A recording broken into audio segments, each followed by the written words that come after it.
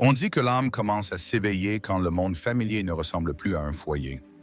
Quand chaque sourire devient un masque, quand chaque mot de gentillesse cache un calcul, quand chaque étreinte ressemble à un piège conçu, non pour donner, mais pour prendre. N'hésitez pas à réfléchir à vos propres relations et à partager vos réflexions pour explorer ensemble ces dynamiques profondes. C'est ici, dans la fracture silencieuse entre l'apparence et la réalité, que l'empathe commence à trembler. Entouré de ceux qui se nourrissent non de vérité, mais de contrôle, l'empathe sent l'érosion lente de son propre centre. Et pourtant, cette érosion est aussi une porte d'entrée. Carl Jung a écrit un jour, « On ne devient pas éclairé en imaginant des figures de lumière, mais en rendant l'obscurité consciente. » Ainsi, l'empathe, pris dans l'orbite du narcissique, est poussé vers cette initiation obscure qu'il n'a pas choisie, mais que la vie a choisie pour lui. Au début, l'empathe plie. Sa nature est de donner, de ressentir, de s'étendre aux besoins non dits des autres. Il perçoit les blessures sous la cruauté, la solitude sous l'arrogance, la faim sous la manipulation. Il se murmure, « Si je peux juste l'aimer assez, peut-être s'adoucira-t-il, peut-être guérira-t-il. » Mais le narcissique ne s'adoucit pas. Au contraire, il prend et reprend encore. Et à chaque prise, l'empathe sent ses contours s'estomper. L'empathe commence à perdre la frontière entre où il finit et où l'autre commence. Il commence à porter des chagrins qui ne sont pas les siens, des humeurs qui ne sont pas les siennes, une rage qui n'est pas la sienne. C'est la projection dans sa forme la plus intime. Le narcissique projette ses ombres reniées, son insécurité, sa honte, son vide, et l'empathe, ouvert et poreux, les absorbe comme s'ils étaient les siens. L'empathe devient à la fois le bouc émissaire et le sanctuaire, le vaisseau qui contient ce que le narcissique refuse de voir. Mais au plus profond, une tension grandit. Quelque chose d'ancien dans l'âme résiste. L'empathe ressent une agitation, une rébellion silencieuse. Ses rêves commencent à changer. Peut-être rêve-t-il d'être poursuivi ou piégé dans une pièce sans porte, ou de nager dans des eaux sombres où il ne trouve pas la rive. L'inconscient parle en symbole, le pressant de voir ce que la vie éveillée refuse de montrer, qu'il est emprisonné dans un drame qui n'est pas de sa création. Et pourtant, l'empathe hésite, car partir ressemble à une trahison. Arrêter de donner ressemble à de la violence. Il croit que son amour est le remède. Il croit que l'endurance est de la noblesse. Mais voici le piège: en servant la fin du narcissique, il se trahit lui-même. Il abandonne son propre âme sur l'autel du vide d'un autre. C'est la première blessure, la fracture de l'identité.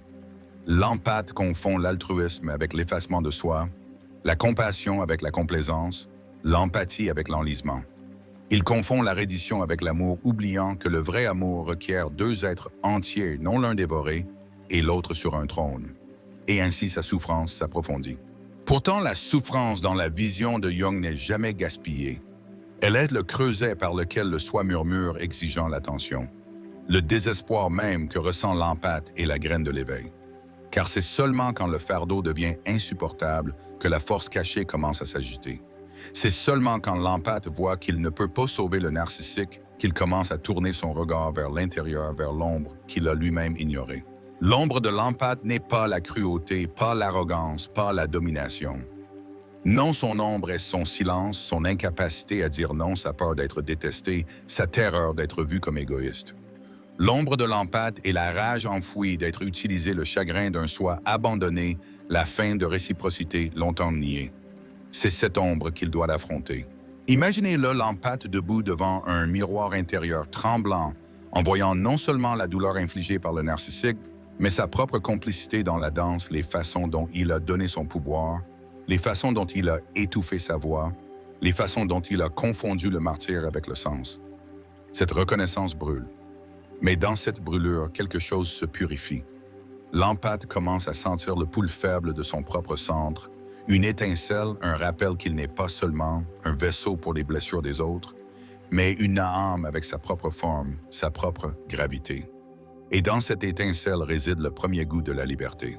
Pourtant, la liberté n'est pas un vol soudain. Elle vient en murmures, en éveil subtil. Elle vient quand l'empathe remarque dans un moment de clarté le vide des louanges du narcissique. Elle vient quand il sent la fausseté du jeu et ne souhaite plus y jouer. Elle vient quand il entend le son de sa propre voix intérieure, aussi fragile soit-elle l'appelant à revenir. C'est le début de l'individuation, le chemin vers devenir qui il est vraiment. Au-delà de la persona, au-delà de la projection, Jung parlait de la persona comme du masque que nous portons pour affronter le monde. Le masque du narcissique est éblouissant, soigneusement construit, exigeant l'admiration. Le masque de l'empathe est plus doux, altruiste, donnant sans fin. Les deux sont des masques. Les deux dissimulent le soi profond. Pour s'éveiller, l'empathe doit enlever son propre masque. Il doit apprendre que la compassion sans frontières n'est pas de l'amour, mais de l'autodestruction. Il doit apprendre que dire non peut être aussi sacré que dire oui. Il doit apprendre que sa valeur n'est pas mesurée par ce qu'il endure, mais par la profondeur avec laquelle il honore son propre âme. Et quand il commence à apprendre, le monde change. Le narcissique sent le changement. L'approvisionnement n'est plus infini. Le miroir qu'il utilisait autrefois pour se voir commence à se fissurer. Il résistera, il ragera, il accusera. Mais l'empathe, bien que tremblant, commence à se tenir debout. Il commence à parler d'une nouvelle voix, une voix qui ne supplie pas d'être entendue, mais qui déclare simplement « Je suis ici, j'existe, je compte ». Cette déclaration n'est pas un acte de guerre, mais un acte de naissance. La naissance du vrai soi. Plus caché dans les ombres, plus sacrifié au pied de la fin d'un autre. C'est une naissance qui fait mal, car chaque naissance nécessite un travail. Chaque naissance nécessite de laisser derrière ce qui ne peut plus soutenir la vie. L'empathe, autrefois emprisonné, sent maintenant le premier goût de l'espace intérieur. Il respire, il voit. Il commence à sentir que son voyage n'est pas de réparer le narcissique, mais de réclamer les fragments de lui-même éparpillés dans la lutte. Cette réclamation n'est pas instantanée, mais chaque souffle, chaque frontière, chaque acte d'auto-honneur devient un pas vers l'intégralité. Et dans cette intégralité réside non seulement la guérison, mais une compassion plus profonde. Une compassion plus enchaînée à la servitude, mais enracinée dans la force. Une compassion qui voit le narcissique non comme un ennemi, mais comme un miroir de ce qui arrive quand l'ombre dévore le soi. Et dans cette vision, l'empathe n'est plus naïf. Il est éveillé. C'est ici que le voyage commence, donc il se termine. Car chaque pas dans la conscience invite à une descente plus profonde dans l'ombre, et chaque descente porte la graine d'une ascension. Le chemin de l'empathe n'est pas d'échapper à la souffrance, mais de laisser la souffrance le transformer en quelqu'un de plus entier, plus conscient, plus vivant. L'empathe a goûté la première étincelle de liberté, mais le voyage intérieur est loin d'être terminé. Ce qui suit n'est pas une libération simple, mais un long passage à travers des vallées ombragées où les vieilles illusions s'accrochent et où des vérités plus profondes attendent d'être découvertes. La rupture d'une chaîne révèle seulement les autres qui étaient cachés en dessous. Et ainsi l'empathe, tremblant mais déterminé, commence à marcher plus loin dans le labyrinthe de la psyché, guidé non par la lumière de la certitude, mais par le pouls silencieux de quelque chose d'authentique qui s'éveille en lui. Dans ses premiers pas, l'attraction du narcissique persiste encore. Sa voix résonne dans la mémoire. Ses exigences résonnent dans le corps. Ses distorsions résonnent dans l'esprit. L'empathe sent le poids fantôme d'obligations qui n'existent plus. La nuit, les rêves persistent murmurant d'enchevêtrement, montrant des miroirs infinis et des visages qui changent et se fracturent. Il est tentant de faire demi-tour, de retomber une fois de plus dans le familier, d'apaiser la terreur de l'incertitude avec l'engourdissement de la répétition. Mais quelque chose de plus fort le retient maintenant, une reconnaissance que faire demi-tour, c'est mourir intérieurement, se calcifier dans un rôle qui n'a jamais été le sien. C'est ici que la vision de l'ombre de Jung devient plus urgente. L'empathe commence à voir que le narcissique n'est pas seulement une figure externe, mais aussi un archétype de pouvoir et de domination qui existe dans sa propre psyché. C'est le tyran intérieur qui le réprimande d'être égoïste quand il dit non. C'est le manipulateur intérieur qui le convainc que sa valeur est mesurée seulement par le sacrifice. Le narcissique extérieur a éveillé le narcissique intérieur. Et c'est peut-être la réalisation la plus douloureuse de toutes. Car maintenant, la bataille n'est pas seulement avec un autre, mais avec soi-même. Cette confrontation était brutale. Elle enlève chaque illusion de pureté, chaque image de soi réconfortante. L'empathe, qui s'est longtemps cru doux et inoffensif, voit maintenant les façons dont il a lui aussi contrôlé non par la domination, mais par le don excessif, par l'attente silencieuse, par l'espoir caché que son sacrifice achèterait l'amour. Il voit les façons dont il a joué le martyr, croyant que sa douleur lui donnait une supériorité morale. Il voit l'ombre de ressentiment qui a grandi en silence, la colère qui a fermenté sous la surface de sa compassion. Affronter cela, c'est sentir la honte, mais aussi un étrange soulagement. car c'est seulement en reconnaissant ses motivations cachées que l'empathe réclame son intégralité. Cette réclamation n'est pas un acte de condamnation, mais d'intégration. Jung nous rappelait que l'ombre, une fois confrontée, cesse de nous contrôler inconsciemment. En la nommant, en lui permettant d'exister, l'empathe reprend son pouvoir. Il n'est plus le donneur naïf qui s'imagine libre d'ombre, mais un être conscient qui connaît sa capacité pour l'obscurité et choisit avec les yeux ouverts de s'orienter vers la lumière. Et ainsi lentement, l'empathe commence à cultiver une nouvelle posture envers la vie. Il apprend à faire une pause avant de donner à sentir l'impulsion et à se demander « Est-ce vraiment de l'amour ou est-ce que de la peur? Est-ce une offre authentique ou est-ce une tentative de contrôle? » Il apprend que l'amour sans liberté n'est pas de l'amour mais de la servitude. Il commence à remarquer que dire non ne fait pas s'effondrer le monde. Il commence à voir que poser une frontière peut parfois éveiller le respect là où le sacrifice infini n'invitait que le mépris. C'est la naissance tendre d'une nouvelle identité. L'ancienne persona, le soignant infini, le martyr altruiste, commence à se dissoudre. À sa place émerge un soi plus authentique qui ne définit pas sa valeur par les besoins des autres, mais par le pouls sacré de son propre être. C'est terrifiant car la persona offrait autrefois la sécurité, l'approbation, l'appartenance. La lâcher, c'est risquer le rejet, mais s'y accrocher, c'est se rejeter soi-même. L'empathe se sent maintenant pris entre deux mondes. L'ancien soi meurt, le nouveau soi n'est pas encore né. C'est un espace liminal, un lieu que Jung décrirait comme le voyage en mer nocturne où l'âme dérive dans l'obscurité incertaine de la rive. Ici, beaucoup désespèrent. Ici, beaucoup retournent à leur chaîne. Mais pour ceux qui endurent, la mer nocturne n'est pas seulement le vide, elle est le ventre de la transformation. L'inconscient s'agite plus vivement ici. Les rêves deviennent plus riches, plus symboliques. Peut-être l'empathe rêve-t-il d'errer dans une vaste maison et de découvrir des pièces cachées qu'il n'avait jamais connues. Peut-être rêve-t-il de descendre dans des grottes où des figures anciennes parlent en énigmes. Ces images ne sont pas aléatoires, mais la façon dont la psyché le guide plus profondément, lui montrant que sous le familier se trouve un univers intérieur entier, attendant d'être exploré. C'est dans ces profondeurs que les figures de l'anima et de l'animus commencent à se révéler le féminin intérieur et le masculin intérieur qui façonnent l'équilibre de l'âme. Pour l'empathe, ces archétypes apparaissent souvent distordus par des années de projection. Le féminin intérieur a peut-être été réduit au silence équivalent à la passivité et au sacrifice de soi. Le masculin intérieur a peut-être été banni équivalent à la cruauté et à la domination. Pourtant, ici, dans l'inconscient, ils reviennent sous de nouvelles formes exigeant la reconnaissance. L'anima peut apparaître dans les rêves comme une femme mystérieuse offrant une guidance. L'animus peut apparaître comme une figure stricte exigeant du courage. Ils viennent non pour nuire, mais pour aider, pour restaurer l'équilibre intérieur. L'empathe commence à voir que l'intégralité requiert les deux. Embrasser le féminin, c'est réclamer l'intuition, la réceptivité et la capacité à se nourrir soi-même.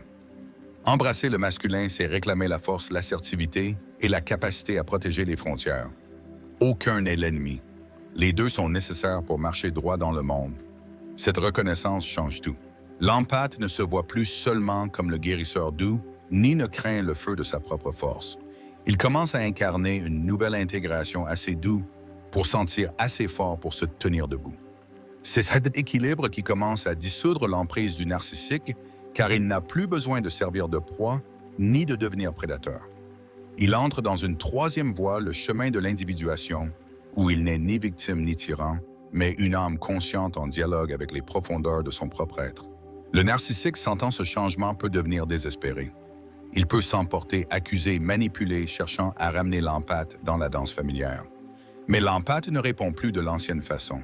Il peut encore sentir la douleur, encore la peur, mais quelque chose de plus profond l'ancre maintenant. Il ne confond plus la rage du narcissique avec la vérité, ni ses flatteries avec l'amour. Il voit à travers la performance et dans cette vision, il est libre. Cette liberté n'est pas encore finale. Elle vacille, elle hésite, elle doit être renforcée, mais elle est réelle. C'est la graine d'une nouvelle vie plantée dans le sol de la souffrance, arrosée par les larmes, réchauffée par le feu de la vérité. Et comme toutes les graines, elle porte en elle la forme de l'avenir, la forme d'un soi pas encore pleinement vu mais déjà vivant. La graine de la liberté a été plantée et avec elle viennent à la fois la possibilité et le péril. Car la croissance n'est jamais linéaire. Elles spiralent tournant en rond à travers les vieilles blessures, testant leur force, exigeant une intégration plus profonde. L'empathie sent cette spirale comme à la fois une libération et une perte. Car s'élever signifie se dépouiller des peaux qui le définissaient autrefois. Des amitiés peuvent s'effilocher, des liens familiaux peuvent se tendre, des paysages entiers d'appartenance peuvent commencer à s'effondrer. Ce qui semblait autrefois comme un foyer se sent maintenant comme un exil, et ce qui se sentait autrefois comme un exil appelle maintenant comme un foyer. Cette inversion, c'est la marque de la transformation. L'empathe remarque que le silence se sent différent maintenant. Autrefois, le silence était lourd de honte avec l'écho d'être invisible. Maintenant, le silence commence à se sentir comme de l'espace, comme du souffle, comme la voix silencieuse de sa propre âme trouvant enfin de la place pour parler. Et dans ce silence, il commence à entendre des vérités noyées pendant des années. Il réalise qu'il a vécu comme un reflet, un miroir aux besoins des autres, une surface polie pour tenir l'image des désirs d'un autre. Mais un miroir n'a pas de profondeur jusqu'à ce qu'il se brise. Et quand il se brise, il révèle que derrière la surface, il y a de la substance, de la texture, un soi qui ne peut pas être réduit à une fonction. Ici, la notion de projection de Jung devient la boussole. L'empathe commence à voir que beaucoup de ce qu'il a enduré était le résultat de projections lancées sur lui la honte reniée du narcissique, sa faim, ses blessures. Mais tout comme le narcissique a projeté sur lui, il a lui aussi projeté sur le narcissique. Il a projeté de la force là où il n'y avait que de la fragilité, de la profondeur. Là où il n'y avait que de la performance de l'amour, là où il n'y avait que de la faim. L'empathe est forcé de réclamer ses qualités pour voir que la force qu'il admirait était toujours un reflet de son propre potentiel, que la profondeur qu'il désirait était la sienne attendant à l'intérieur. Que l'amour qu'il cherchait à éveiller chez l'autre était l'amour qu'il portait lui-même en silence. Ce n'est pas une réalisation confortable. Elle enlève les illusions romantiques qui rendaient sa souffrance supportable. Le narcissique n'a jamais été le maître qu'il imaginait, ni l'enfant blessé qu'il pensait pouvoir guérir. Il était simplement un catalyseur douloureux nécessaire, mais pas la source de la transformation. La source était toujours à l'intérieur. Le feu qui brûlait dans l'angoisse est le même feu qui illumine maintenant le chemin en avant. Et pourtant, le chagrin inonde. L'empathe pleure non seulement la perte du narcissique, mais la perte de ses propres illusions. Les années passées piégées dans un faux espoir. Le soi qui a été sacrifié en poursuite d'un rêve impossible. Il pleure l'innocence qui croyait que l'amour seul pouvait sauver un autre. Pour la tendresse qui a été tordue en servitude pour les frontières jamais parlées, pour la voix jamais entendue. Ce chagrin est sacré.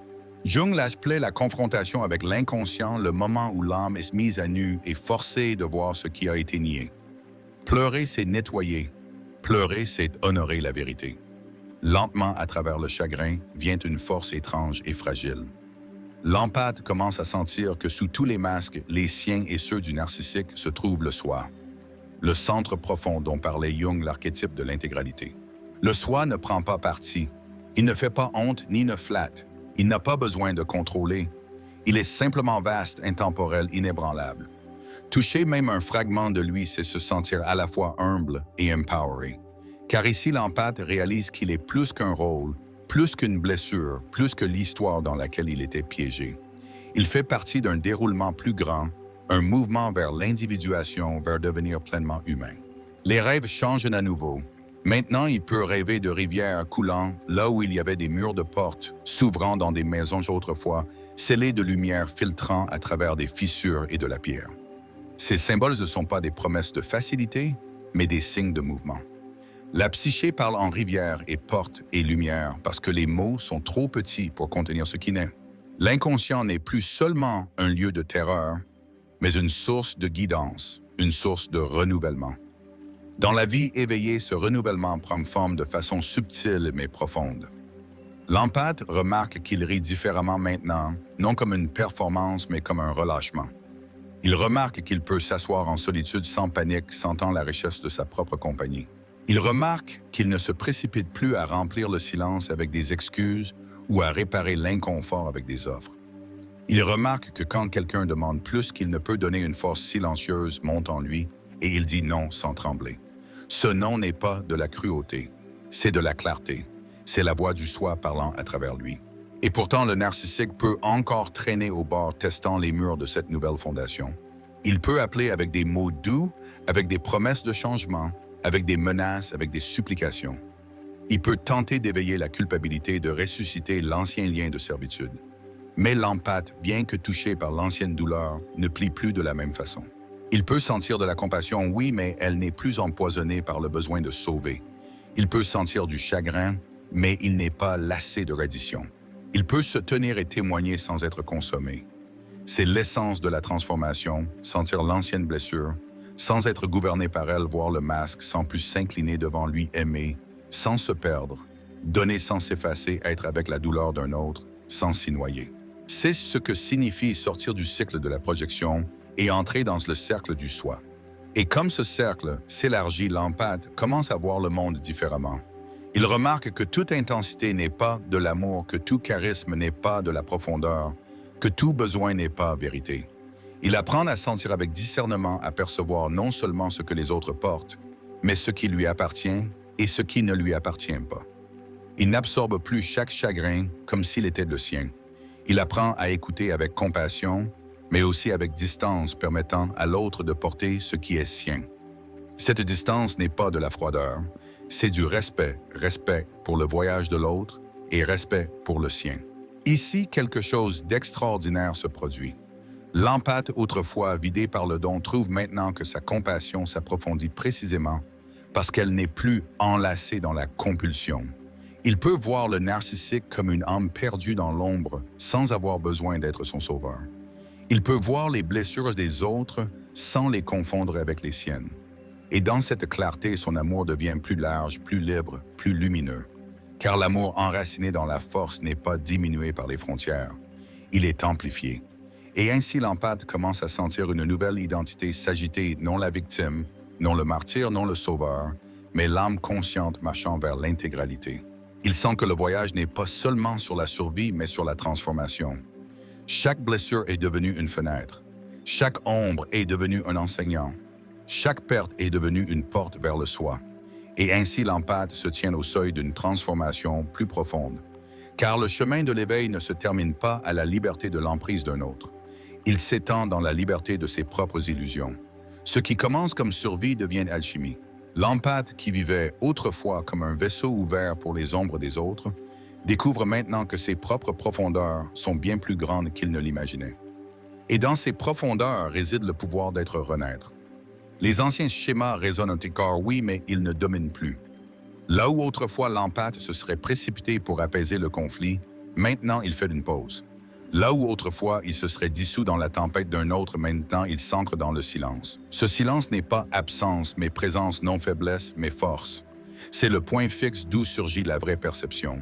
Il commence à sentir qu'il ne réagit plus seulement à la vie, mais qu'il crée avec elle, entrant dans un dialogue avec l'inconscient lui-même. Carl Jung parlait des rêves comme de messages du profond, des fragments du langage de l'âme écrits en symboles. L'empathe y prête maintenant attention. Il peut rêver de feu qui le consumait autrefois, devenant des foyers qui le réchauffent. Il peut rêver de marcher à travers des forêts où des chemins apparaissent sous ses pieds, ou de faire face à un animal autrefois terrifiant et de découvrir qu'il est devenu un guide. Chaque image porte un sens et avec chaque interprétation, l'empathe apprend à s'écouter plus profondément. Cette écoute est un acte de révérence, une reconnaissance que son monde intérieur n'est pas un fardeau, mais un texte sacré. Et avec cette révérence vient la responsabilité. L'empathe voit qu'il ne peut plus ignorer ses propres besoins, ne plus abandonner sa propre voix. Se trahir maintenant se sent plus lourd que tout rejet externe. Il commence à honorer ses faim, sa colère, ses désirs, non comme des défauts, mais comme des signaux, comme des invitations à un alignement plus profond. Il apprend à voir que l'ombre n'est pas un ennemi, mais une carte pointant vers les parties de lui-même qui ont le plus besoin d'amour, qui ont le plus besoin de reconnaissance. Cette reconnaissance n'est pas une petite tâche. Affronter vraiment l'ombre, c'est confronter les façons dont on a saboté sa propre âme. L'empathe se souvient de moments où il s'est abattu par peur, où il a permis la cruauté parce qu'il ne pouvait pas supporter le conflit, où il a offert l'amour comme une transaction plutôt que comme un cadeau. Ces souvenirs piquent, pourtant ils libèrent aussi. Car en les voyant clairement, ils ne sont plus des forces cachées, mais des choix conscients. Et dans la conscience réside le pouvoir de changer. Avec chaque acte d'honnêteté, l'empathe se sent grandir plus stable. Comme un arbre dont les racines s'enfoncent plus profondément, même que ses branches s'étendent plus haut. Il ne vacille plus aussi facilement dans les vents des émotions des autres. Il plie, oui, car l'empathie est encore son don, mais il ne rompt pas. Cette résilience ne le durcit pas. Elle l'adoucit d'une nouvelle façon, une douceur née non de la fragilité, mais de l'enracinement. Il apprend à se porter lui-même. Le narcissique, qu'il soit près ou loin, s'estompe dans une lumière différente, plus la figure centrale de sa souffrance. Il apparaît maintenant comme un symbole, l'incarnation de ce qui arrive quand l'ombre règne sans contrôle. De cette façon, le narcissique devient un miroir non de l'indignité de l'empathe, mais de sa propre capacité pour la transformation. Car là où le narcissique cache sa blessure et exige que le monde la porte, l'empathe a osé regarder directement dans la sienne et commencer à guérir. Et ce courage, aussi silencieux soit-il, est la marque d'une âme qui s'éveille. Dans cet éveil, les relations changent. L'empathe commence à chercher non l'intensité, mais l'authenticité, non la performance, mais la présence. Il est attiré par ceux qui le rencontrent comme des égaux, qui ne demandent pas l'effacement, mais accueillent la réciprocité. Au début, cela se sent inconnu, même déstabilisant, car l'amour sans lutte peut sembler irréel à quelqu'un qui a vécu dans ce sacrifice infini. Pourtant, lentement, il s'ajuste. Il apprend que l'amour peut être à la fois tendre et libre, à la fois vulnérable et fort. Et en apprenant, il commence à rayonner quelque chose de différent. Ce n'est pas l'éclat désespéré de quelqu'un cherchant à être nécessaire, mais la lumière silencieuse de quelqu'un qui est rentré chez soi. Les autres le remarquent bien qu'il n'aient pas de mots pour cela. Ils se sentent plus en sécurité en présence de l'empathe. Non parce que l'empathe portera leurs blessures, mais parce qu'il incarne l'intégralité, et l'intégralité est contagieuse. C'est le début de l'individuation dans son sens vrai. Jung décrivait l'individuation comme le processus de devenir qui nous sommes destinés à être, non en niant l'inconscient, mais en l'intégrant. L'empathe le sent maintenant. Il n'est plus seulement le donneur, ni seulement le blessé. Il est les deux et aucun. Un soi en mouvement, une âme en dialogue avec ses profondeurs. Il porte son passé, mais n'est plus enchaîné à lui. Il honore son ombre, mais n'est pas consommé par elle. Il écoute ses rêves et suit ses symboles, sachant que la vie elle-même parle à travers eux. Dans cette étape même, la souffrance prend un nouveau sens. La douleur n'est plus une punition, mais un enseignant, une porte vers une vérité plus profonde. La solitude n'est plus le vide, mais l'espace pour la communion avec le soi.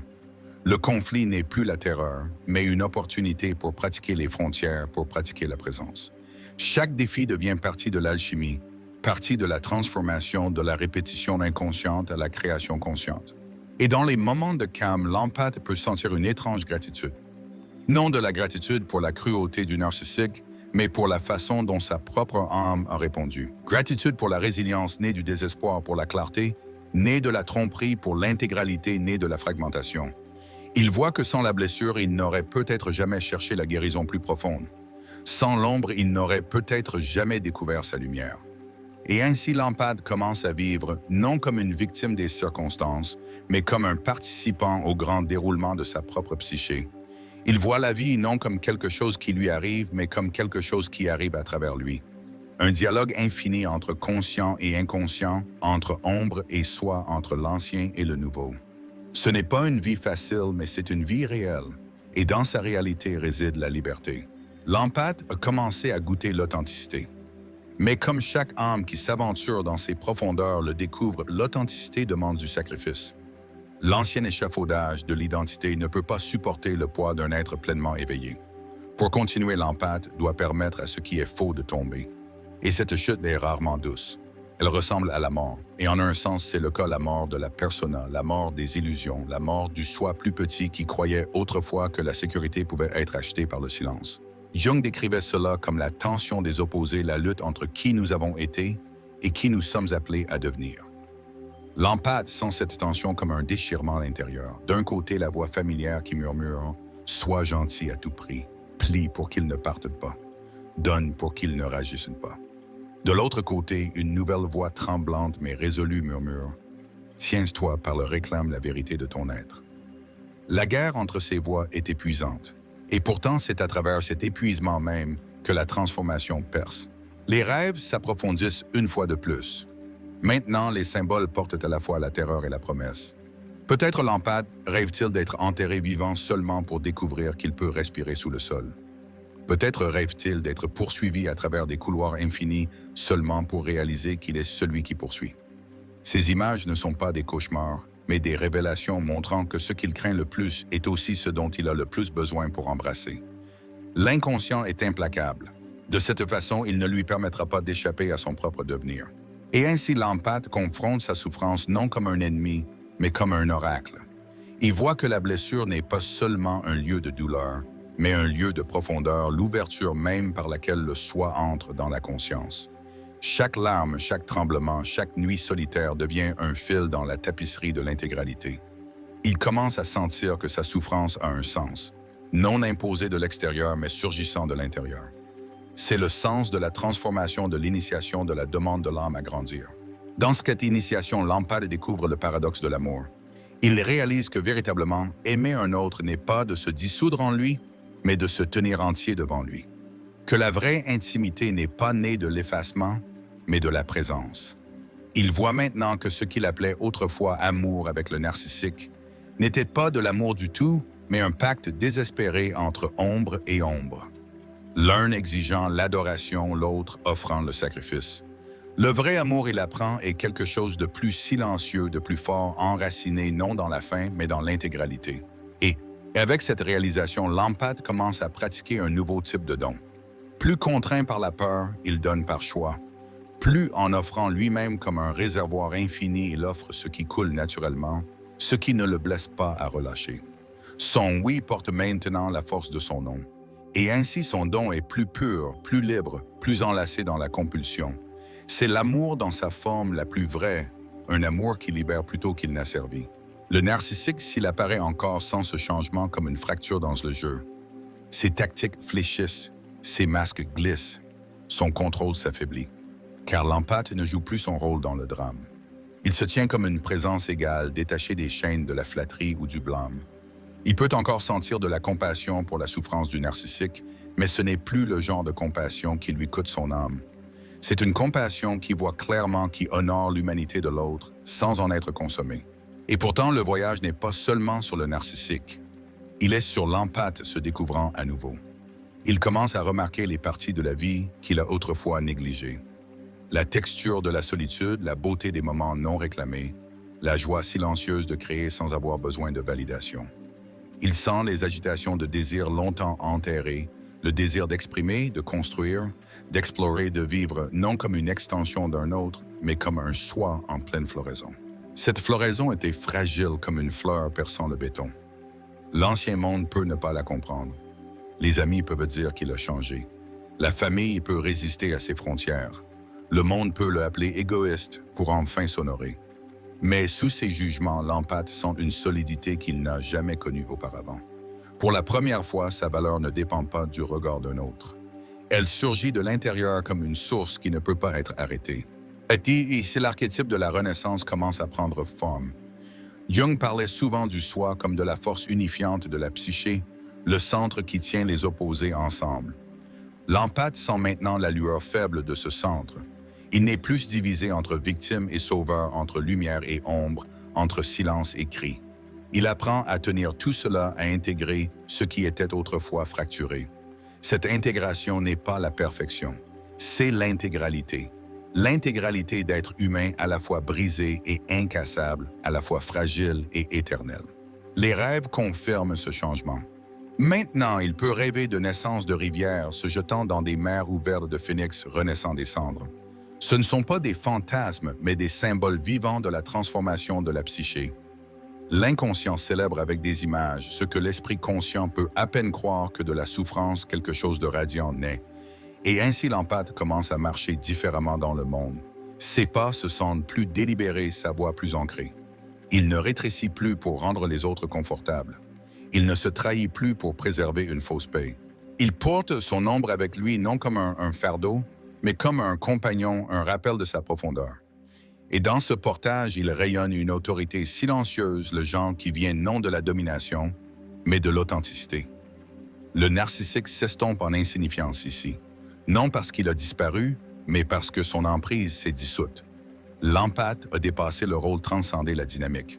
Ce qui se sentait autrefois comme un destin se sent maintenant comme un chapitre. Et comme tous les chapitres, il est fermé.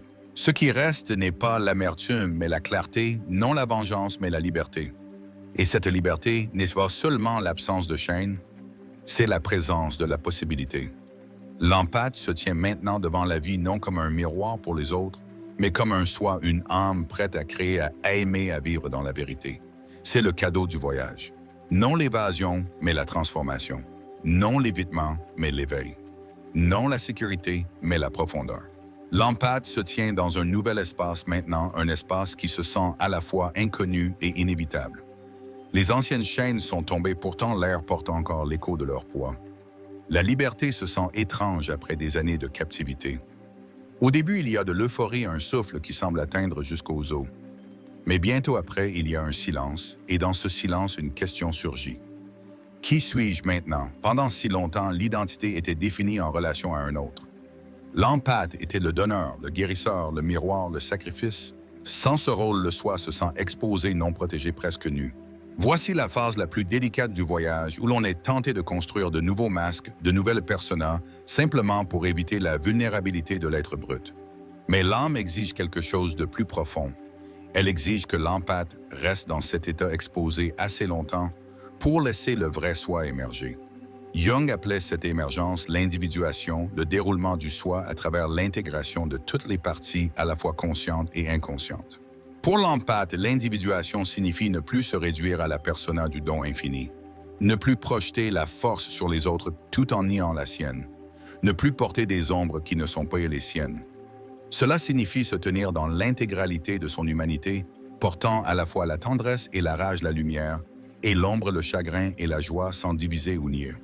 L'empathe peut résister à cette intégralité au début. Il y a du confort dans la simplicité d'être le bon, celui qui souffre noblement, celui qui aime sans limite. Mais un tel confort est une prison déguisée en vertu. Être entier, c'est permettre la complexité, la contradiction, l'imperfection. Être entier, c'est admettre « Je ne suis pas seulement lumière, je suis aussi ombre. Je ne suis pas seulement doux, je suis aussi féroce. Je ne suis pas seulement un donneur, je suis aussi celui qui a besoin, qui désire, qui exige. » Cette admission ébranle la fondation de l'ancien soi. Mais elle apporte aussi un immense soulagement. Pour la première fois, l'empathe n'a pas à performer la pureté. Il n'a pas à taire sa colère, ses désirs, son épuisement. Il peut respirer tel qu'il est sans édition. Et dans cette honnêteté brute, il trouve une force plus durable que tout masque ne pourrait offrir. L'inconscient affirme cela avec des rêves d'union. Il peut rêver de cérémonies de mariage d'opposés se joignant de rivières, rencontrant la mer. Ces images révèlent que ce qui était autrefois divisé en lui commence à se réconcilier. Le masculin et le féminin, le fort et le doux, la lumière et l'obscurité, tous apprennent à coexister dans une seule âme. Cette réconciliation n'est pas une harmonie parfaite, mais un équilibre dynamique, le rythme vivant d'une psyché plus en guerre avec elle-même. Dans la vie éveillée, cet équilibre s'exprime de façon subtile mais profonde. L'empathe remarque que son empathie se sent différente maintenant. Elle n'est plus compulsive, plus conduite par la peur de l'abandon. Elle surgit naturellement librement, et tout aussi librement, il peut la retenir quand elle coûterait son âme. Il remarque que quand il aime, ce n'est pas avec désespoir, mais avec présence, non avec un marché caché, mais avec des mains ouvertes. Il remarque que ses frontières ne se sentent plus comme des murs de défense, mais comme des portes qui s'ouvrent et se ferment avec intention. Cette nouvelle façon d'être ondule vers l'extérieur. Les relations changent. Certaines s'effondrent, incapables de s'adapter au nouvel équilibre. D'autres s'approfondissent d'être nourries par l'authenticité qui coule maintenant à travers l'empathe. Et de nouvelles connexions émergent attirées non par le masque, mais par la réalité de qui il est. Car l'authenticité appelle l'authenticité tout comme l'illusion appelle l'illusion. Même le narcissique, s'il apparaît à nouveau, ne peut pas trouver la même emprise. Ces mots peuvent piquer. Ces manipulations peuvent tenter de ressusciter les anciennes blessures. Mais l'empathe les reconnaît maintenant comme des échos, non des vérités. Il voit le narcissique non comme un ennemi à détruire, ni comme un enfant blessé à guérir, mais simplement comme une âme prise dans son propre ombre inconsciente. Cette reconnaissance apporte à la fois compassion et détachement. L'empathe peut se soucier sans être consommé, et pourtant l'individuation n'est pas seulement sur les relations. C'est sur la relation de l'âme avec elle-même. L'empathe commence à explorer les paysages intérieurs, négliger la créativité autrefois, supprimer les désirs autrefois écartés, les rêves autrefois abandonnés. Il commence à peindre, à écrire, à errer, à imaginer, à construire. Ces actes ne sont pas des passe-temps, mais des rituels de réclamation, des façons de donner forme au soi qui étaient longtemps enterrés sous la servitude. Parfois, cette liberté se sent presque insupportable. Vivre sans chaîne, c'est affronter la vastitude de la possibilité. Et la possibilité peut être terrifiante. L'empathe peut désirer la fausse sécurité de l'ancien rôle, où tout était défini par les besoins d'un autre. Mais maintenant, il en sait trop pour retourner. Le vieux confort a le goût de la cendre. Seul l'avant reste. L'avant signifie se rendre au déroulement du soi, faire confiance que la psyché connaît le chemin même quand l'esprit conscient tremble. Cela signifie embrasser l'incertitude comme le sol même du devenir. Cela signifie marcher chaque jour comme à la fois une descente et une ascension, à la fois une mort et une naissance. Car l'individuation n'est pas une destination, mais un processus continu, un dialogue à vie entre conscient et inconscient, entre qui nous avons été et qui nous devenons. Et à travers ce dialogue, l'empathe découvre quelque chose d'extraordinaire, que la souffrance qui menaçait autrefois de l'anéantir est devenue la source même de sa force. L'obscurité qu'il a endurée est devenue le sol d'où pousse son authenticité. L'ombre qu'il craignait est devenue le guide le menant à l'intégralité. C'est le paradoxe au cœur de la vision de Jung que les choses mêmes dont nous fuyons sont celles qui nous sauvent, si seulement nous avons le courage de les affronter. L'empathe, autrefois entouré de narcissiques, se tient maintenant non comme une victime de cette rencontre, mais comme un survivant qui en a été transformé. Il porte des cicatrices, oui, mais ces cicatrices sont devenues des symboles de résilience, des rappels que l'âme peut endurer le feu et émerger non seulement vivante, mais radiante. Et ainsi, il continue à marcher non vers le familier, mais vers l'inconnu. Guidé par l'autorité silencieuse de son propre soi, il sait que le voyage n'est pas terminé, que plus d'ombres viendront, plus de morts, plus de renaissance. Mais il n'en a plus peur, car il a vu que chaque descente porte une graine d'ascension. Chaque ombre cache un fragment de lumière. Chaque blessure s'ouvre à la guérison. Et dans cette connaissance, il marche avec courage. L'empathe marche en avant, plus en chaîne, mais pas encore pleinement libre. Car la liberté elle-même est une pratique, non une possession. C'est un rythme appris jour après jour, moment après moment, alors que les anciens instincts surgissent et que le nouveau soi doit leur répondre. Il y a des jours où les échos du passé l'appellent en arrière, où le critique intérieur murmure avec la voix du narcissique, où la culpabilité mord encore aux bords de sa force. Et pourtant, même dans ces moments, quelque chose a changé. Il ne croit plus ce qu'ils murmurent comme vérité. Il les entend comme des fantômes, des vestiges d'une histoire déjà dissoute. C'est dans ces moments que l'empathe apprend le vrai sens de l'intégration. L'intégration n'est pas l'absence d'ombre, mais sa reconnaissance. L'empathe réalise que sa tâche n'est pas de tuer les anciens schémas, pas de bannir les voix, mais de les tenir dans une vérité plus grande. Il commence à se dire « Oui, j'entends la voix qui me dit que je suis égoïste quand je pose des frontières. Oui, je sens l'attraction de sauver quand je vois un autre dans la douleur. Oui, je désire encore parfois l'approbation qui me coûte mon âme. Et pourtant, je choisis différemment. » Ce choix est l'essence de l'individuation, l'acte conscient de façonner sa vie, non de la compulsion, mais de la conscience. L'inconscient continue à parler dans les rêves, mais le ton a changé là où autrefois les images étaient remplies d'emprisonnement et de poursuites. Maintenant, elles commencent à s'ouvrir vers des symboles de guidance. Peut-être rêve-t-il de montagnes au loin l'appelant vers le haut. Peut-être d'anciennes figures offrant des clés ou d'animaux autrefois craints, marchant maintenant à ses côtés. La psyché affirme son voyage montrant que le travail de la descente a donné naissance à l'ascension, que l'obscurité a en effet porté la graine de la lumière. Dans la vie éveillée, cette ascension se manifeste dans le courage. L'empathe se trouve à parler plus directement, plus en enveloppant sa vérité dans une douceur prudente. Il risque d'être détesté. Il risque d'être mal compris. Mais avec chaque risque, il découvre que le monde ne s'effondre pas quand il s'honore. Au contraire, le monde se réarrange faisant de la place pour son authenticité. Il commence à attirer ceux qui résonnent avec sa vérité et à repousser ceux qui ne se nourrissaient que de son silence. Ce n'est pas une perte, mais une purification latente qui permet une vraie croissance. Et il porte encore de la compassion. Mais la compassion porte maintenant un visage différent. Ce n'est plus le don infini qui le vide, mais une flamme stable qui réchauffe sans s'éteindre. Il peut s'asseoir avec la douleur d'un autre sans l'absorber. Peut témoigner de la rage d'un autre sans en devenir la cible. Peut sentir profondément sans se noyer. Cette compassion est plus forte, plus profonde, plus endurante, car elle est enracinée dans l'intégralité plutôt que dans le besoin. Le narcissique, autrefois une figure imposante dans sa vie, rétrécit maintenant en perspective. Qu'il soit encore présent ou parti depuis longtemps, le narcissique n'est plus l'axe autour duquel tourne l'âme de l'empathe.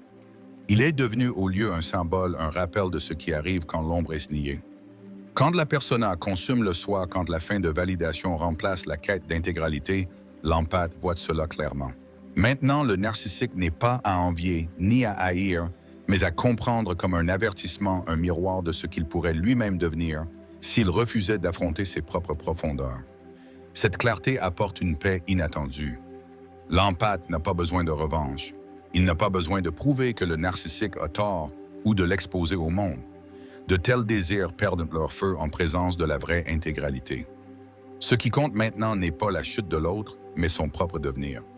Le narcissique a déjà servi son rôle dans le drame de l'âme, il a forcé l'empathe à s'éveiller. C'est assez. Et ainsi l'empathe se tourne pleinement vers sa propre vie.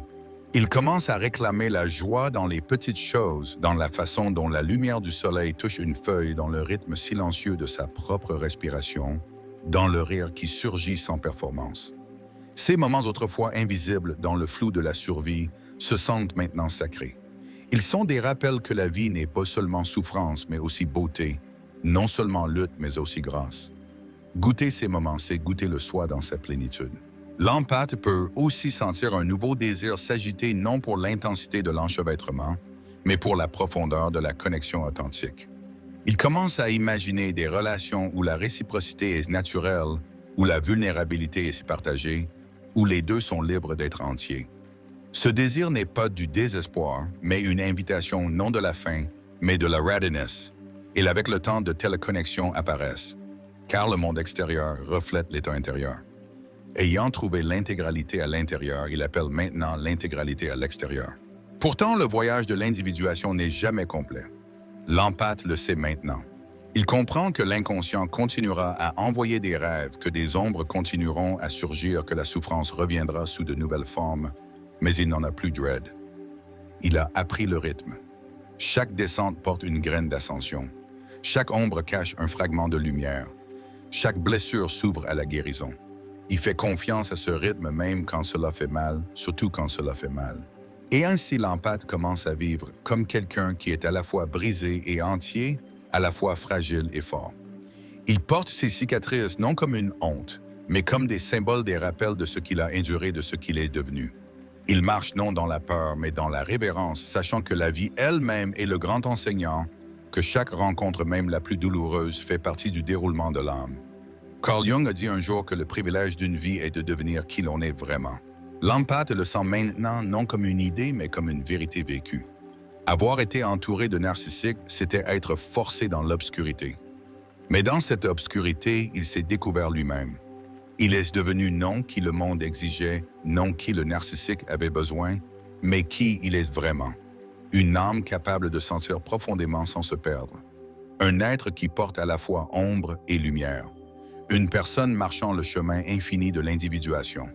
Et dans cette réalisation, il n'y a pas de finalité, pas de clôture, seulement le voyage continu de l'âme plus profondément et en elle-même plus largement dans la vie, plus librement dans l'authenticité. Prenez un moment pour intégrer ces insights dans votre propre parcours et agissez en posant une frontière aujourd'hui pour honorer votre âme.